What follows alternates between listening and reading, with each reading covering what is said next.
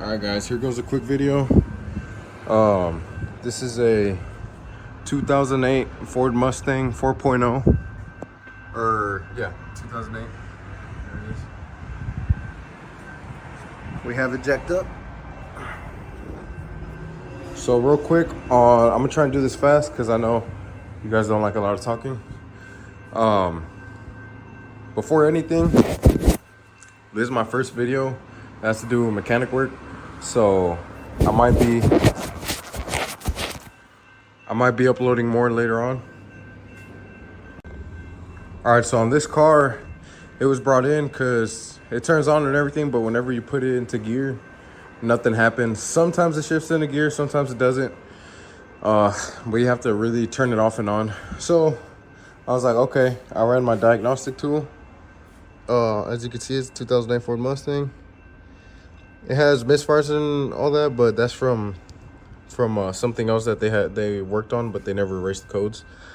But as you can see over here, transmission gear 2, 1, 5, incorrect ratio, pressure control solenoid, transmission neutral engagement failure, ECU, internal error, blah blah blah. So once I saw that it said pressure control solenoid, I was like, okay, well, maybe it's the fluid that's dirty or the filter, or maybe it could be that it is bad, but either way, I'm gonna have to drain the fluid. So anyways, I gave my client a quote. I ended up draining the fluid. Here's the filter, and man, this thing was nasty.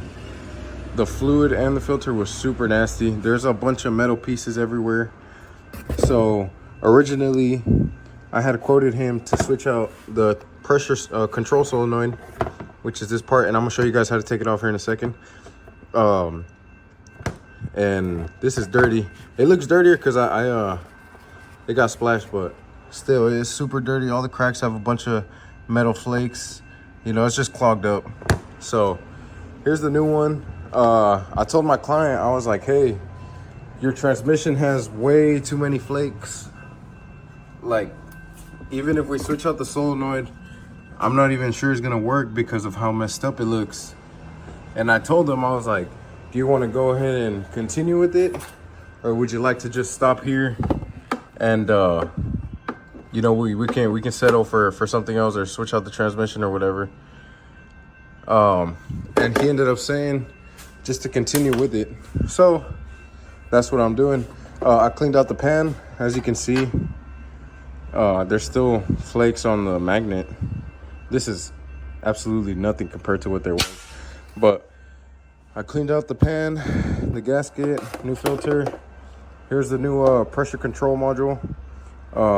There's 3 of them, but since I get a discount, you know, I got all of them. You know, might as well just switch out the whole thing instead of switching each one out. But let me show you guys real quick how to take it out, because I was struggling. I still haven't gotten it out, but I just want to show you guys. So to take this off, like to take the oil pan off, you have to take this off right here. And by the way, that's the engine oil pan. This is the transmission oil pan. You have to take this off because it's bolted or clipped onto the pan. So you have to open these up. You have to like push down on, they're pushed in. You got to push down on it with the screwdriver, and then it'll come off. And inside there's a little clip right here. You just pull it down and it slides off, and you can just leave it hanging there. So that's how you take that off. Don't try pulling or try pushing over here, because there's nothing. Okay, and if you disconnect this, you have to disconnect all those harnesses. So you don't have to do that. All you got to do, open it and pop it off. That's it. Obviously, first thing you want to do, you take off the bolts to take the pan off. Once you do that, you take your gasket off, the gasket that goes all the way around, and then your filter is going to be sitting right here. It has 2 bolts. You want to unscrew those, pop it off, and then on this corner towards the front, should be on the front driver's side there, this is where the module is going to be sitting. So I believe it's 8 screws. You unscrew 8 screws that are on the panel. It's 1, 2, 3, 4, 5, 6, 7. There's one right there. And then there should be another one somewhere. Oh, right here. 8. So you want to unscrew those. And you also want to unscrew or unplug this right here. So what I was doing, I took everything off and it was loose. Like it could move right here. But whenever I tried pulling it down, it felt like it was stuck. So I ended up breaking it.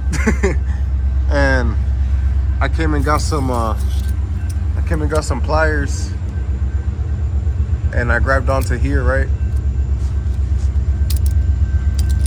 So I grabbed onto here and I was yanking and yanking and it still won't come out.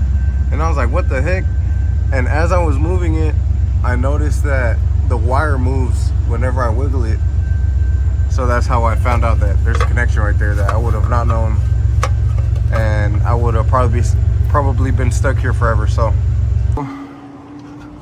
I broke it off and I was trying to pull it out and I was trying to find a clip and there's no freaking clip. So what I did, it was like this, correct? So what I did, I ended up the black piece that was right here, I pushed it through and then I pull it up through here, or pull it out. And guy, I would have never gotten this off. It has a freaking bolt. A bolt. Oh my God. I don't even know how I'm gonna get it on. So now you guys know it has a bolt. Okay guys, so I figured it out. Oh, excuse me. All right, so I put it back on. What I did, so I took it off, right? If I can reach it. Yeah. Here it is, the part that was stuck in there. It was like this, and then yeah, it had the other piece, like a clip that connected to it with the bolt. So I took the bolt off, or at least unscrewed it, popped this off, and I was left with the gray piece.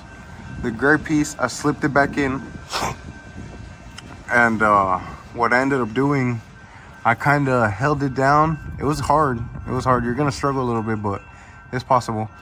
I held it down, and then I put the new solenoid in, the solenoid pack. I pushed it in just a little bit to where the screw could grab, and then I started twisting it with my fingers just a little bit, just so it'll grab. All right, and then I pushed it all the way in. I ended up putting this middle screw and I tightened it so that way the module would be pressed up as much as possible.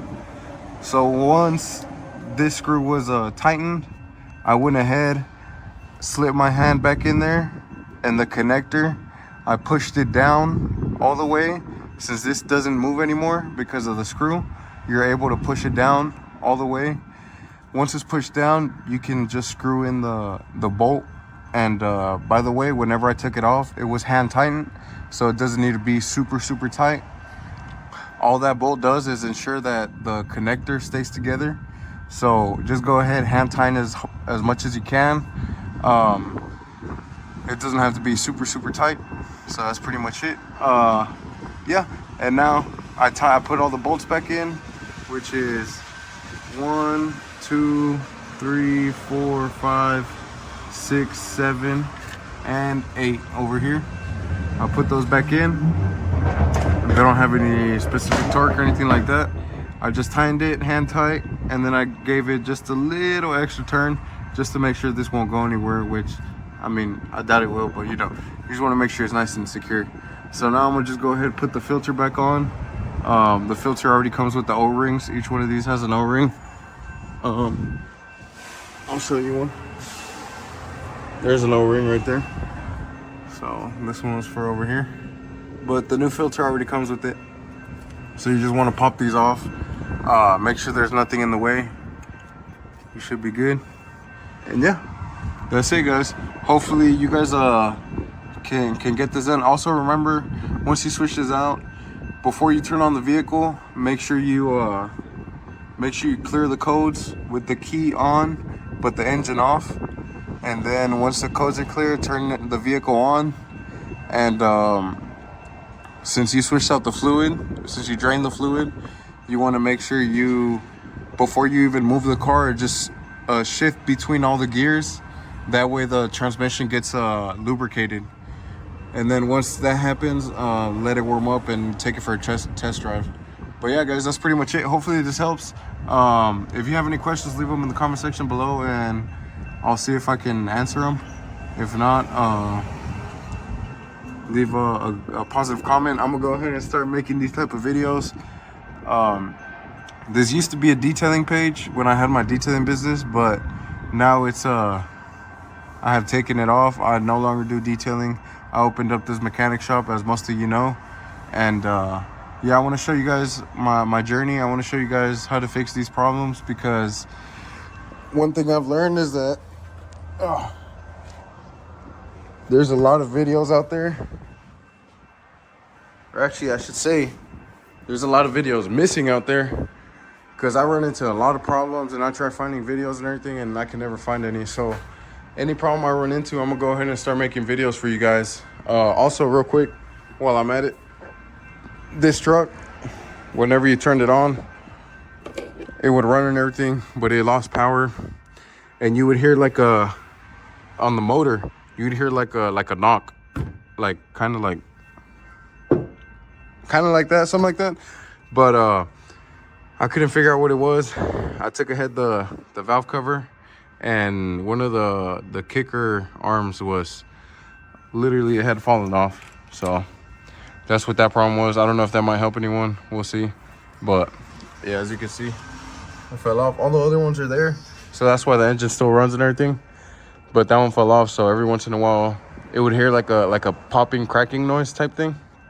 So yeah, anyways, take it easy, guys.